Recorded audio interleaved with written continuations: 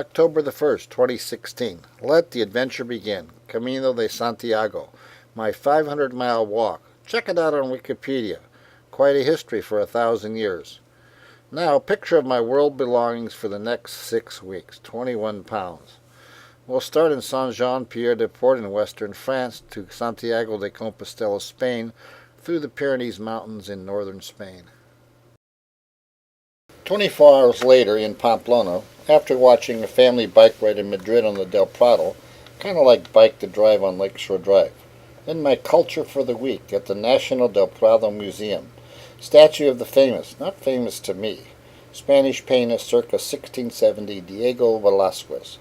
Not to worry, only visited the inside for 15 minutes, then needed a refreshment in some fresh seafood paella at the outdoor cafe. Next up was the Cathedral de Santa Maria, built in the 14th to 15th century, with the royal mausoleum of Charles III and his wife. Just stunning.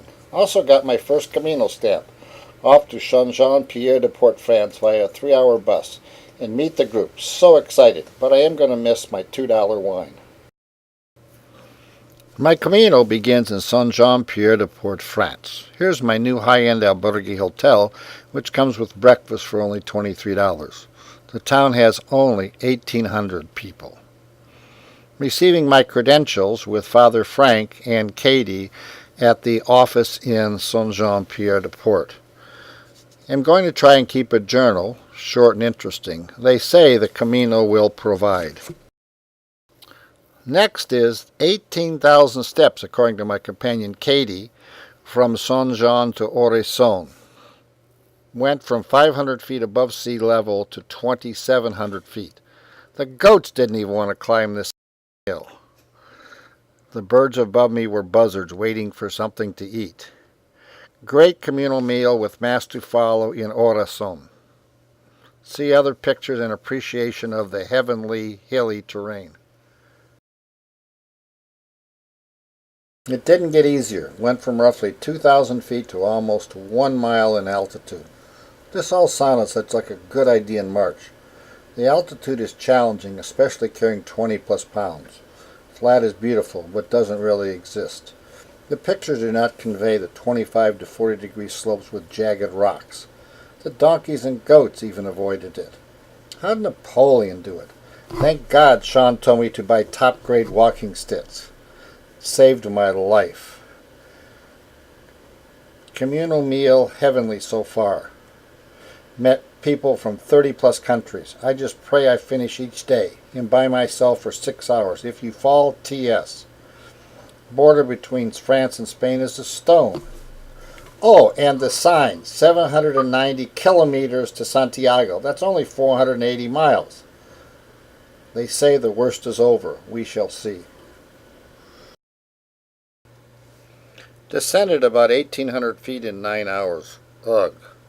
It was very difficult, but not hell, as there were some occasional flat spots. Yay! Going down is not all down. You may go down 200 meters and up 100 meters and down 200 meters. Down is more difficult than up, believe it or not. The last 5.5 kilometers in the book was marked as difficult. I'd say hazardous, as some goats had to be bribed with treats by the shepherd. I keep thinking of beer and asking God that I not fall. Here's an example of the signage on the Camino. A scallop with a yellow arrow tells us where to go. Last but not least, finally, the Albergue Rio Arga. Very nice. The Camino will provide.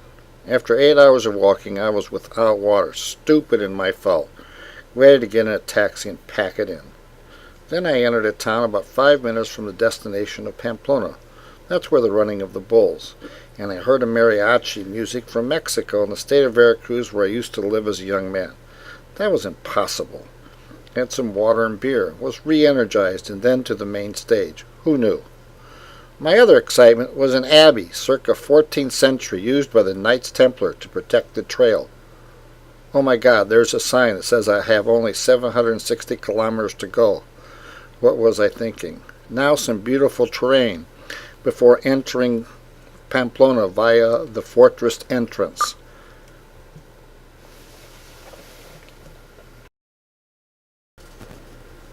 Father Frank decided that today we should rest our weary bones in Pamplona. I didn't argue. Katie found a hotel with 2 separate rooms and a common bathroom for $22 each. Off early in the morning with a 1,000-foot climb, and then a 9-hour day. Visiting lots of churches, and the Feast of Giants. Now the 10-hour day with 6 hours of beauty and flat, but 4 hours of climb, to the Meadow People, which represent the 3 kings that visited Christ at birth, with an ascent of 4,600 feet. Stopped for Mass to remember my brother's passing 10 years ago from brain tumor. Life is precious, as death was in 4 months. And a beautiful picture of his daughters. He's so proud of them.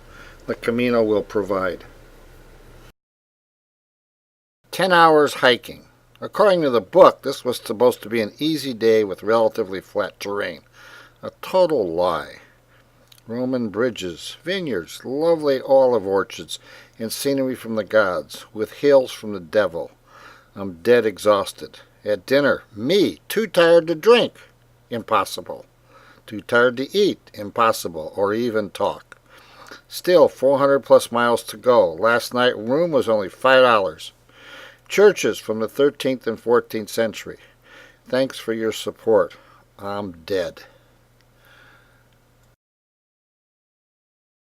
So far, this is like running a marathon in San Francisco for 8 straight days, carrying 20 pounds.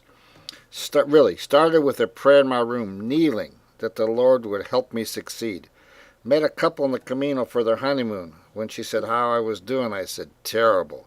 She said, you're normal, as when you arrive in the city of Estrella, it's known as the Cross of the Soul, and the Camino will give you lessons. Finally, next to a free wine fountain since 1891, a view from the climb, monastery atop mountain from 1300, and a church in Los Arcos where my candles were lit for my dad and my brother.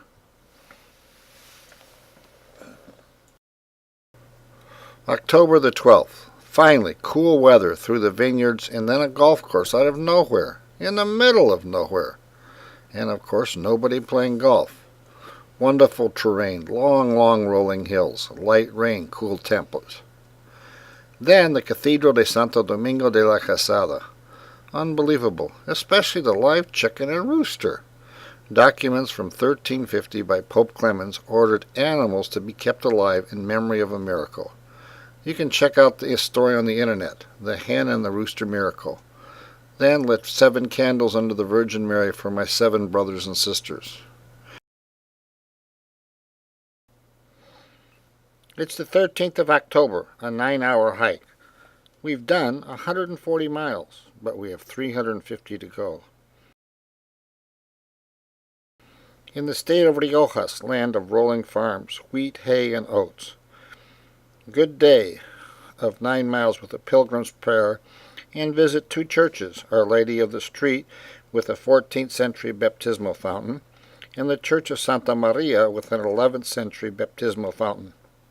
I'm on schedule on day 10, and as a pilgrim I have accepted that the Camino provides the lessons, but must continue to remember that more are coming. You are not in charge. Last but not least are the many fountains that are on the Camino, which provide fresh water all the time. October the 14th, an 8.5-hour day, full of surprises, learning, and thankfulness. The walk was difficult, but not total misery, but some revealing events. I'd been celebrating my 10-day no-blister Camino, so at about 12 miles out the Camino said, I got you. My right heel exploded. Just then an unmarked rest area appeared and I sat down, took off my shoe and, oh my God, hell. Problem was, I'm not bright. I'm a guy. I'd set my pack ahead to the next staff and had nothing to fix the problem.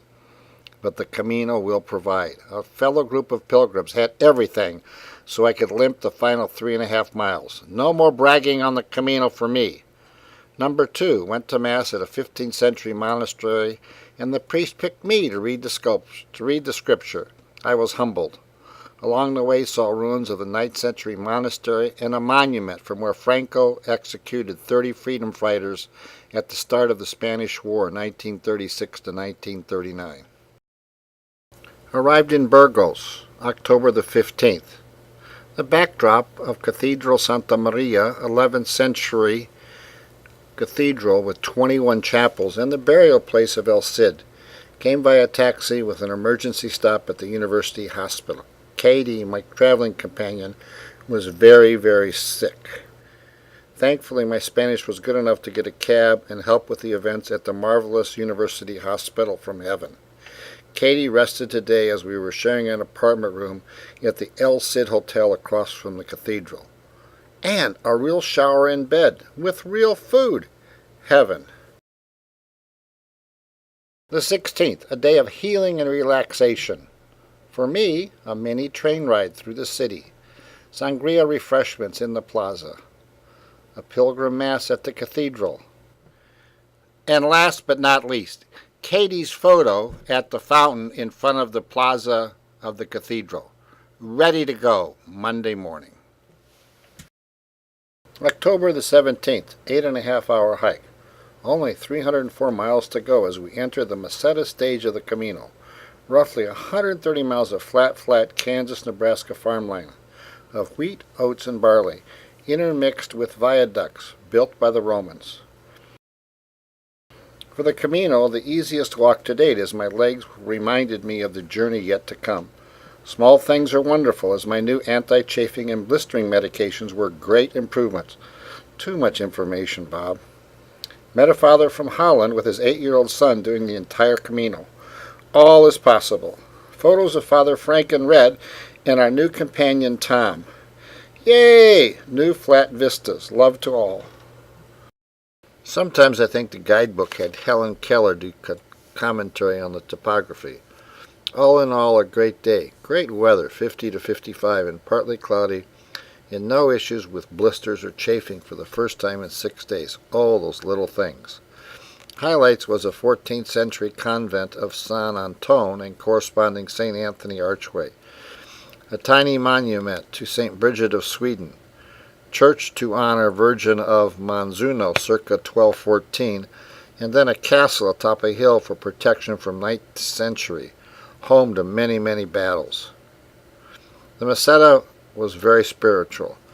Tonight my albergue dormitory for $8 and a meal at the restaurant for $11, which included a whole bottle of wine, gazpacho soup, mixed green salad, veal stew, and lemon ice cream, and as usual great bread. Again, $11. Start with a very strenuous 1/3 mile climb with a glorious view of sunrise and climbing very, very slow with numerous breaks so I don't become Jose's tombstone Matt. A long hike on the Meseta by yourself is quite a mental and spiritual event. Past a pilgrim's hospital from the 11th century, along the way an ancient canal still in use.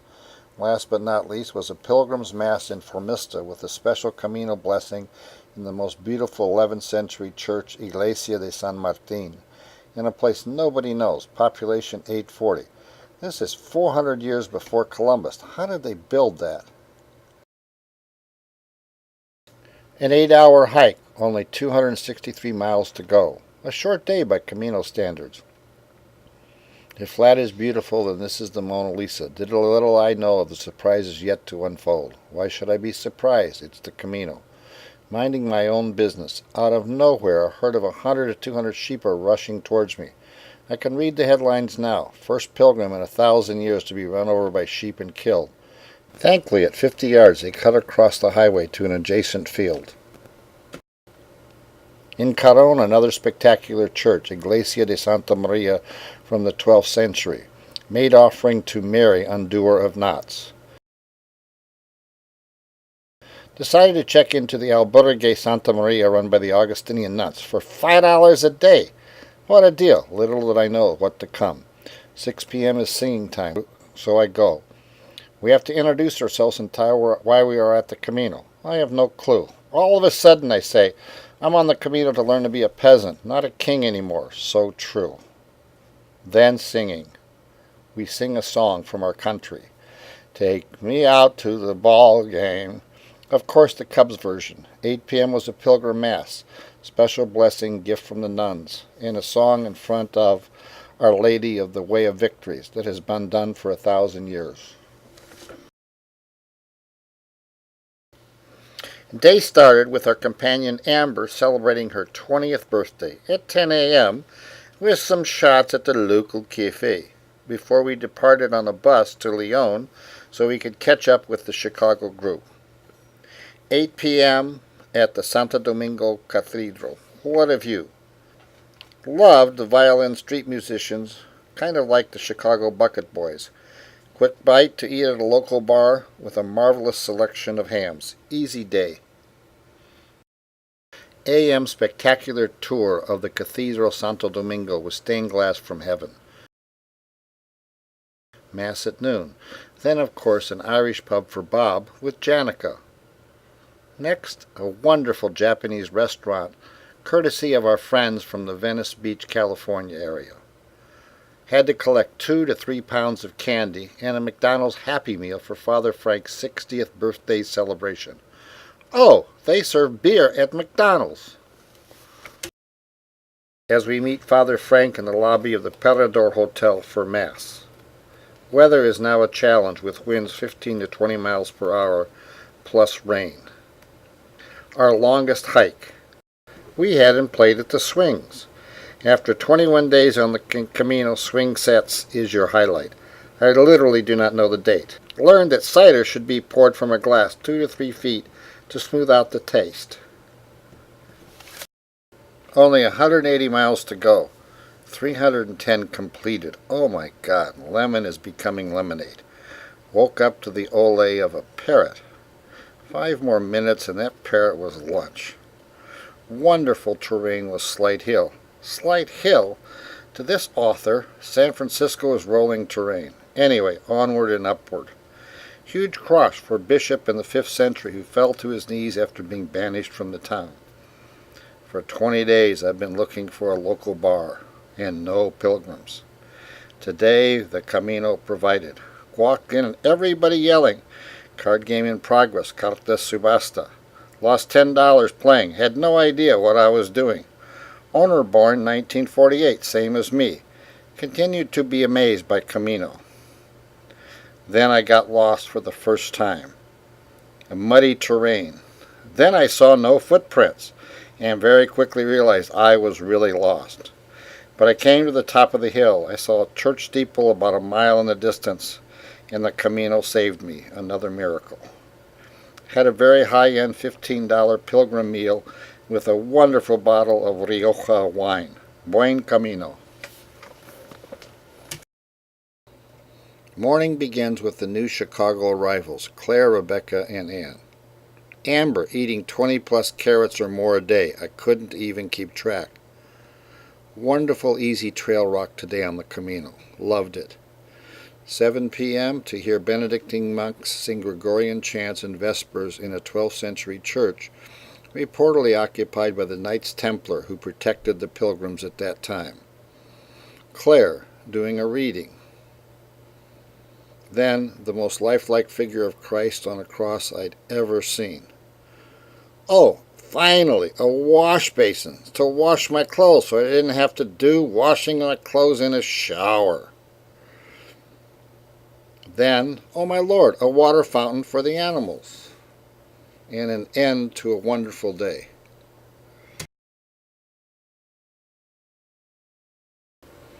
At 11.5 hours on the trail, the longest to date. Exhausted. The real Camino has returned again with spectacular views. Difficult climbs, eventually to about 5,000 feet, and very dangerous descents to about 2,000, where one slip would mean many broken bones at best. I go very slow, very slow. Had a woman from Germany, 75, who slowed down to accompany me. On ascents I go about 30 paces and rest. Met the last Knights Templar, where you could stay at his albergue, circa 1800s, no heat, hose for a shower, and the facilities were outside with the animals. Last but not least, a life experience going on for more than 1,000 years, done by millions of pilgrims, placing a rock under a cross to symbolize leaving your problems, problems your loved ones and friends have behind you and here. My rock added to the millions. Another long, long day comes to a wonderful end. Day started with another view from on high, becoming the norm. Today, the longest walk of the Camino at 19 miles. Another lovely river view from a bridge. Then the awe of a 12th century castle of the Knights Templar. Oh, very curious that very nearby was a McDonald's sign. Hard to believe. Then quite a surprise in the town of under 500 was the Church of Annunciation circa 1750 and another beautiful cross. You never know what's around the corner. Then briefly visited Wines by Godella and spent the rest of the day walking through vineyards. The day that started from heaven, then as the book says, the most strenuous stage of the Camino, became hell. The start, beautiful walking near rivers and streams of which dreams are made, feeling cocky and telling others I had no more blisters. The Camino decided to make a peasant out of a king. I had a blister on my right heel, and nothing I could do because I'd shipped my bag ahead, so I did not have to carry a 21-pound bag, but the bag had my blister kit. Another low point, and I still had 12 miles to go. Then a tiny 12th century church appeared out of nowhere. I stopped and said a few prayers. About 6 miles from the destination started the most dangerous, terrifying hills. A gondola ride would be scary, but millions have done it. I simply went very slow and asked for help.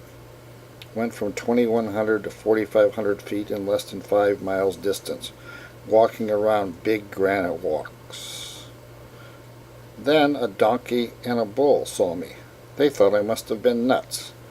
Arrived dead after 12 hours physically and mentally. Had a dinner for Rebecca, who was leaving. The Camino won again. It was in charge, but a beautiful sunset in Ocibrero to end the day. A day of energy, but more surprises. Was told that this was God's reward for hell the past day. A sunrise from heaven. Beautiful. Katie, my travel companion, looks pretty and cute all the time.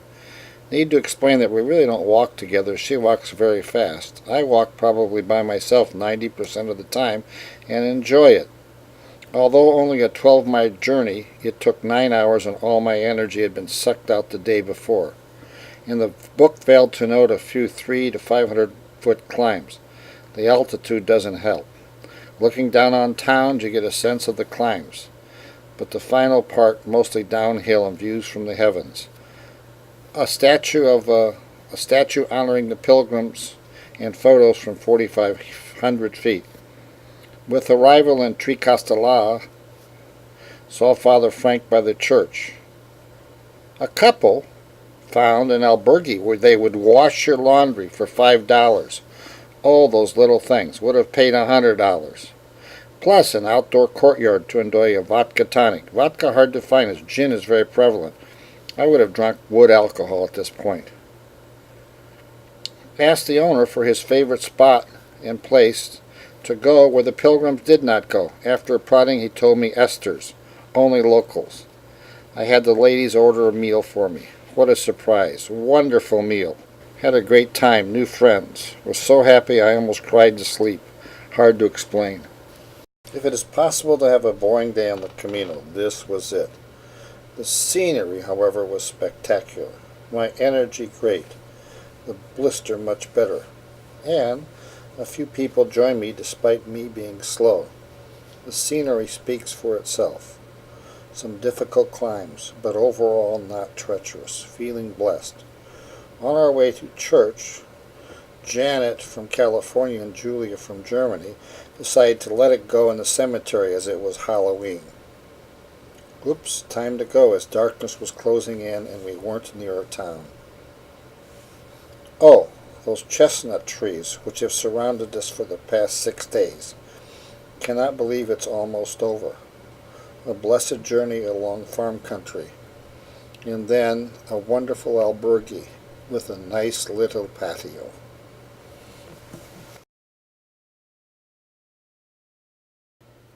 Such a beautiful sunrise.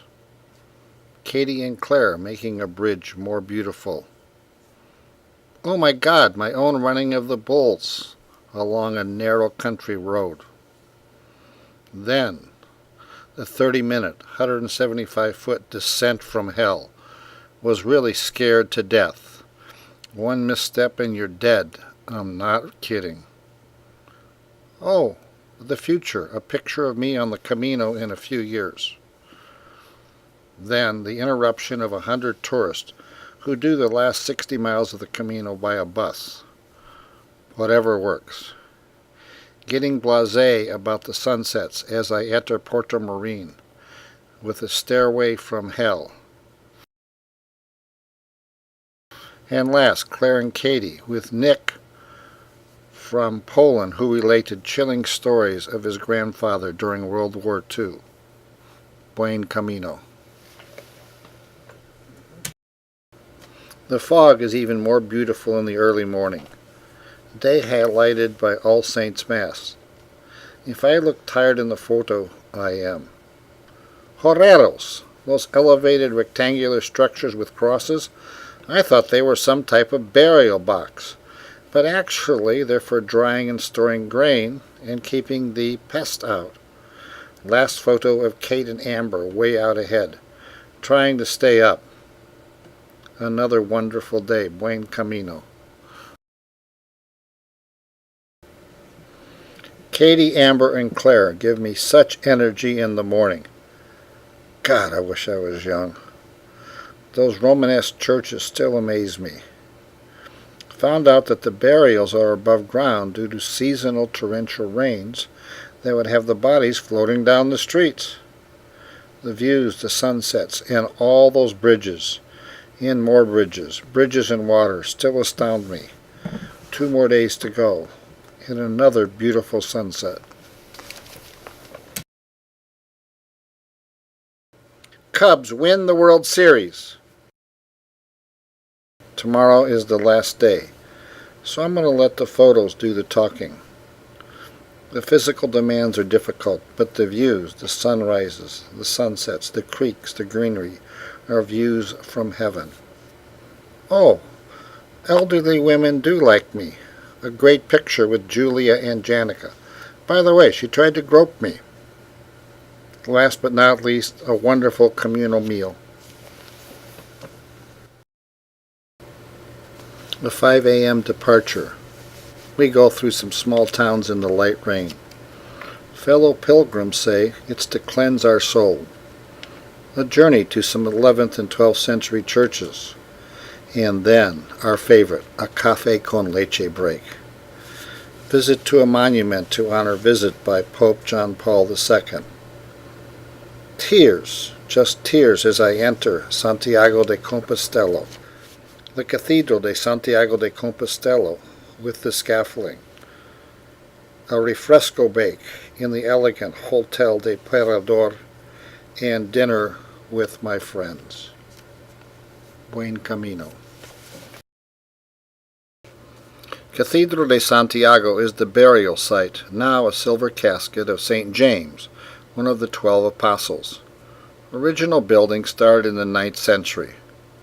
Pilgrim Mass on Fridays is the swinging of the giant silver burner Montefiore, which contained incense used to fumigate the sweaty and possibly disease-ridden pilgrims in earlier centuries.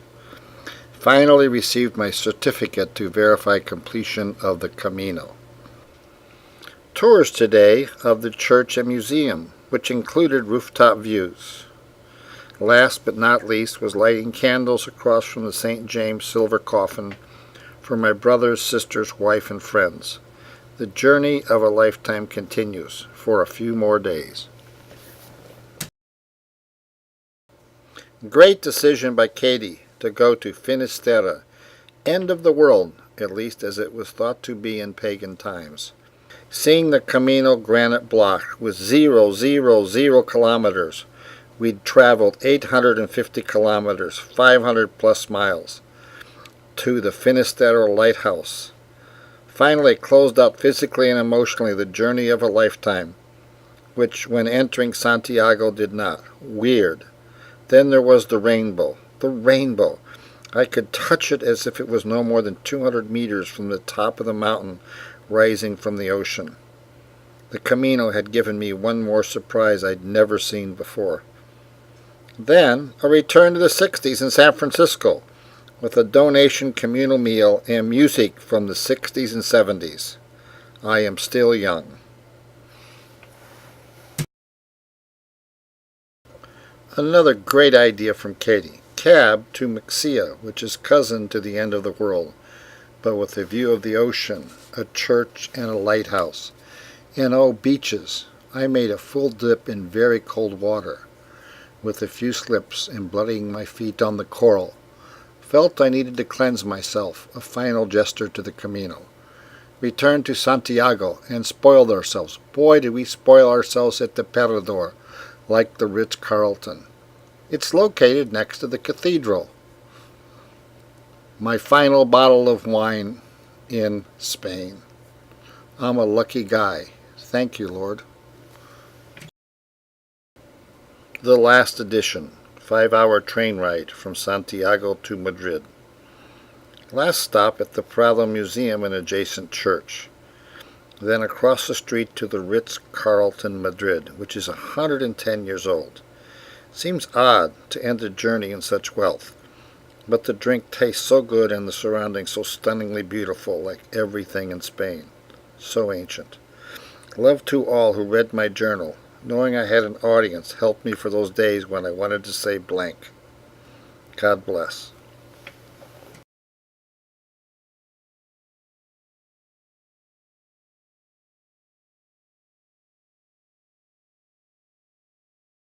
Sometimes you find yourself in the middle of nowhere, and sometimes in the middle of nowhere you find yourself. For me, I discovered that the Camino will provide. The Camino is always in charge, and you can learn much more being a peasant rather than a king. For me, the journey with my dear Katie, Claire, Rebecca, Father Frank, Tom, Jessica, Anna, and Amber was 100 times more important than the destination. I learned that the more I threw away, the more I found.